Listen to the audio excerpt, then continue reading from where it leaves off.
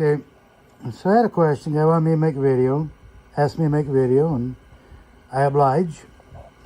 And the question is why do I leave my ports rough?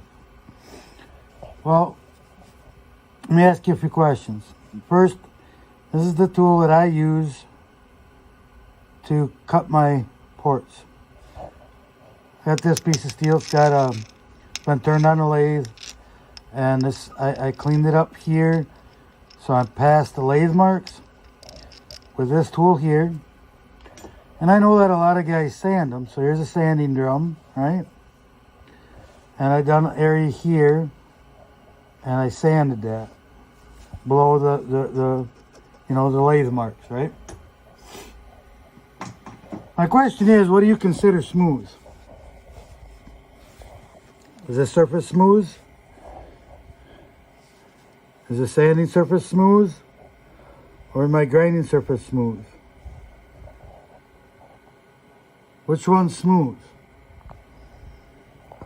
Right? We all know what polished is. I'm not going to sit here and polish port because we all know what that is already. So the best I can show on smooth is my fingernail. And you can hear the machine marks. What I can do is the sanded area.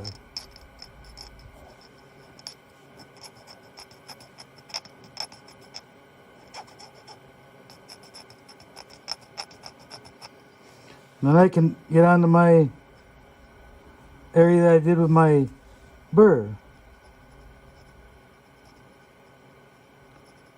And yes, I am trying to make a noise.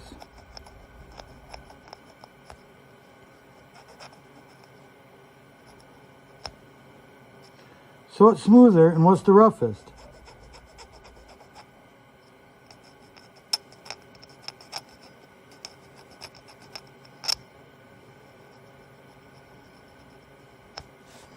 All of you guys can do the same check.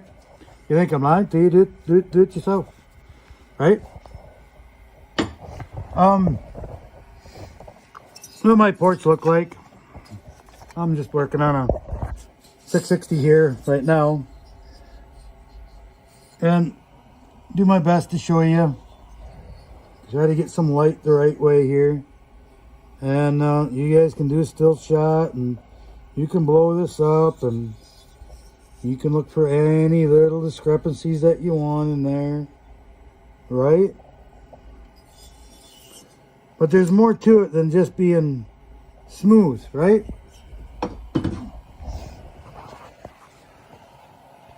There's, let me tag this together. I'll be right back. So there's more to this smooth thing and rough thing, and you have to consider what's rough and what's smooth. And you know, in my feeling of that right there, what I just did, I believe that the sanding is actually rougher than the machining, and what I cut with my bit feels the absolute smoothest. Now, we also got to consider what's flat, right? So, of course, the machine surface is flat. The sanding is pretty flat. And I make my port as flat as I can when I grind it. And every time you change the angle of the grinder just slightly, a little bit, you can see in the port that it looks different. But it's still flat, you know? I've just changed the angle of how I'm grinding it slightly to get into the corners and that kind of stuff. So what's better? It all depends on how you want to look at it. You know, everybody says, well, I polish them out for the, so that carbon doesn't stick to it. If you believe that, that's your belief, then that's what you do. I leave mine on that just as you see it in the port there. That's a finished port. And my thoughts are, and I went back, I don't know, 10 years ago, 15 years ago. I took a piece of polished aluminum plate, put it in a vise, set up a propane torch to put a little angle onto the plate. I set up a heat gun on the bottom, or not a heat gun, but a temp gun on the bottom of it. And I mounted all that stuff in place. And then I got my stopwatch out, and I heated that. I turned the torch on, started the stopwatch, and heated it from a specific temperature to another specific temperature. So I started off with whatever I started off with, and then I heated it to like 200 degrees or whatever, and it started off as polished. Without touching anything, don't touch the torch, just a little handheld propane torch. Don't touch the torch, don't move the heat gun, don't change anything, don't touch nothing. Other than I sanded that surface with, I don't know, like 600 grit sandpaper. Just took the dull finish off, right? Or the shiny, polished finish off. Just kind of enough to make it dull, right? And I done the test again. Then I went to something like maybe 100 grit. And then I jumped up to something like 40 grit. And then I ground it with my porting tool I just showed you. And in all of those tests, all of this time that I've done all of this, the temperature in that plate, from the top side to the bottom side of that plate, is about 1 inch thick plate. Put the heat gun on the bottom, put the heat on the top. It heated up the fastest when it was polished, and it heated up the slowest with how I cut it with the burr. And that makes me think that all these little eddies that's created in how I leave my port helps hold and shed off heat. The eddy spins and the air goes over the top of them little eddies, and it is like a dimpled idea, right? And it sheds that heat right off and doesn't allow it to soak in on that really smooth surface that's all surface area, perfectly flat. A little science into the project.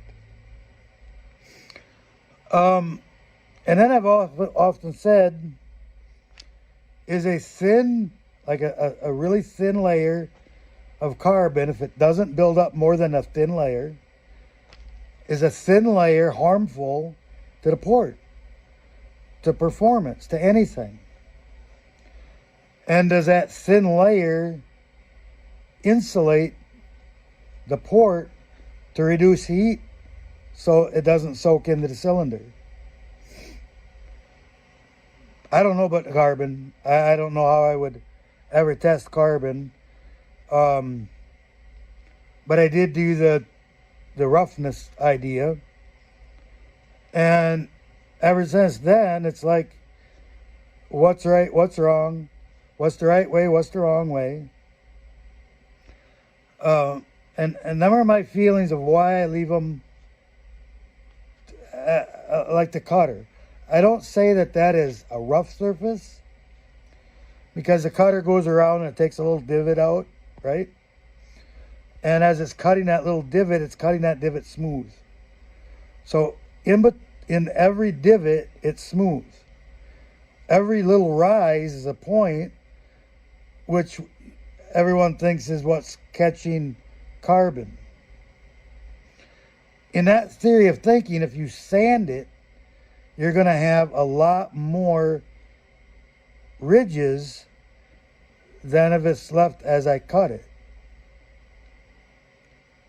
So if there's more of these small micro lines and divots in the, ridges and lines, right? Ridges and valleys, and they're much, much closer together, it's going to catch more carbon. Am I thinking right? So, is polished right? Is sanding right? Is my cutter way of doing it right? It all depends on how you want to look at it. You know, nobody in the industry of porting heads for four-stroke motors, race cars, all of that, nobody in the industry that I know of still polishes ports. Do they know something the rest of us don't? You know, some of these guys are, you know, building top fuel dragsters and they're not polishing their ports. If there was a tenth of a second for them to gain, I guarantee you they'd be polishing their ports. So I don't do it. I don't see why it's necessary.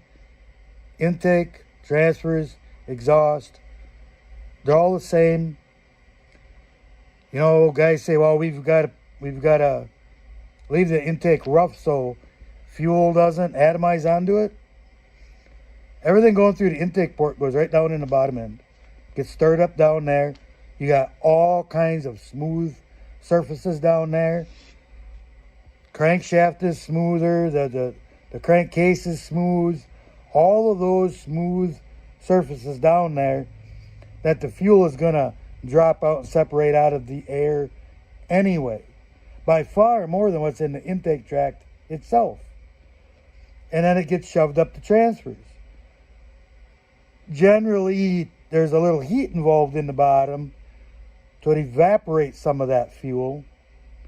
Evaporated fuel is going to leave oil behind, which is a good thing. But that's what's going up the transfers then. Isn't really atomized fuel anymore. Like a direct injected motor would be spraying atomized fuel right in the cylinder.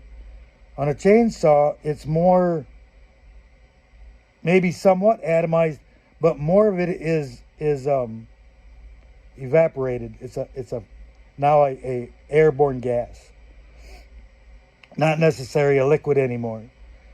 And that's more of what's going in the top of the motor than like what would be in a fuel injected or even a carbureted 4-cycle motor, because it doesn't go into the bottom end. It's all in the top end. Adding a little heat to the intake on your small block Chevy or whatever you're going to have there helps vaporize that fuel. So them are my thoughts on that. Right, wrong, otherwise, everybody can choose the right way. If somebody asks me to polish a port, I probably won't do it. My feelings are it's just an absolute waste of time, and I believe that the finish that I leave on there is a better finish overall than it being polished. So that's why I do it. That's my thoughts. I know some people think that's wrong. Some people might agree. Some people might start doing some scientific testing experiments themselves and see what they come up with. Maybe somebody will come up with something different than I did. But my ports really aren't rough. And I think you can hear that with scratching my fingernail on it. That it's actually smoother. I can hardly make any noise at all with my fingernail, where the sanded port sounds more rough than the machined surface. So I don't know. Take it as it is, guys. It is what it is. We all do different things. We all do different things in different ways. It's what makes us unique as porters.